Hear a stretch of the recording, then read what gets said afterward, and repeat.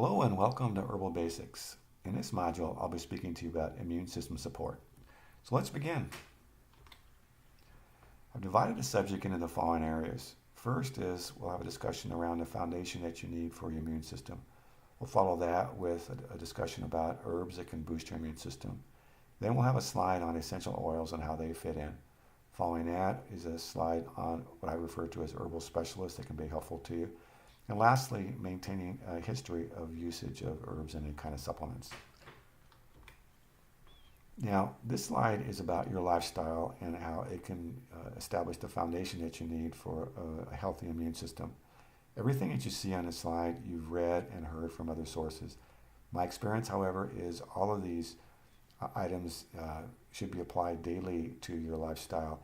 And in doing so, you'll maintain your best immune system that you can. Now let's start at the top, and in particular on diet and focusing on fruits and vegetables. We all know that we need to eat plenty of fruits and vegetables, preferably organic. Now there's actually a couple of reasons why organic is preferred. One is you can limit the amount of unwanted chemicals in the food. The other is that it has to deal with nutritional content. Our farmlands have been farmed for generations, and there's a certain amount of depletion of the mineral content that occurs with that. Now, when fruits and vegetables are grown organically, the nutritional value is actually higher. So that's a good reason to actually consume fruits and vegetables that are grown organically. Next on the list is sea salt. Now, sea salt contains many trace minerals. The most common that you see are Celtic Gray or Himalayan. Now, both are very good. They each have a little different taste. I suggest that you sample each and determine which one that you prefer.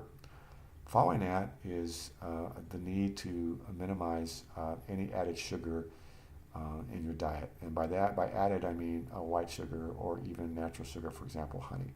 The reason for that is high levels of sugar in your diet actually reduces the strength of your immune system. Now, let's discuss vitamins. Now, all vitamins are good for you. I've listed 3 here that are particularly important towards your immune system: vitamin A, C, and D.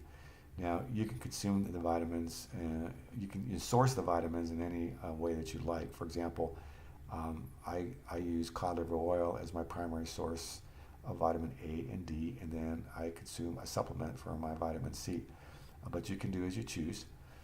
Exercise. Now, a moderate amount of exercise is good. Extreme forms of exercise, however, actually compromise your immune system for a few hours after you complete the extreme exercise. So try to stick with a moderate level of exercise on a regular basis. What you choose to do is anything that you like. For example, I prefer some amount of Pilates and yoga, lightweight work, and a light amount of cardio. But certainly there's many other forms of exercise that you can choose to do. Now, sleep is very important. It's been pretty well documented that you need at least 7 hours sleep per night for your immune system to function at its best. You can certainly get by with less than 7. However, you're compromising your immune system when you do so. Next is meditation. Now, meditation is important because it reduces stress hormones. And operating at a high level of stress will compromise your immune system. When you meditate, you actually reduce your stress hormones and bring your immune system down to a level of operation that's actually better. On this slide, I want to speak to you about herbs that can boost your immune system. Now, herbs provide antioxidant, anti-inflammatory, and antimicrobial benefits.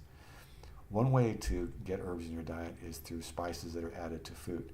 What I've listed here is just a few. For example, oregano, sage, rosemary, thyme, marjoram, basil, mint, and bay leaf. Now you can add these to your food either fresh from the market or from your garden, or you can add them dried. If you're going to do this, then keep a supply in your kitchen. Now, another thing that is very helpful on a daily basis is to drink healthy teas. A few listed here are green tea, oregano, thyme, ginger, cinnamon, and clove.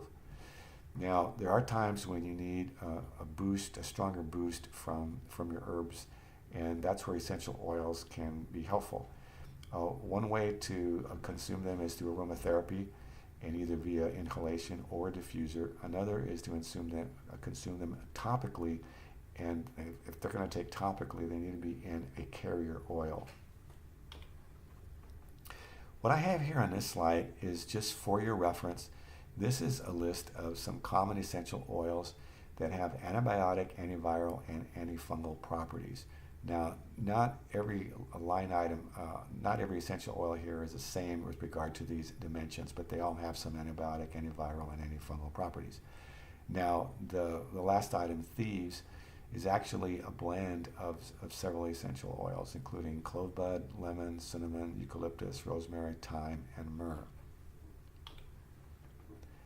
This slide refers to herb specialists. Now, to begin, we all do our own research through books, magazines, websites, and videos. But in addition to that, it would be helpful if you would explore systematic herbal medicine practice that's been going on in the Chinese world and the Ayurveda world that's been going on for many centuries. Both of these are very well documented systems of herbal medicine and can provide you with great assistance depending on what your situation is.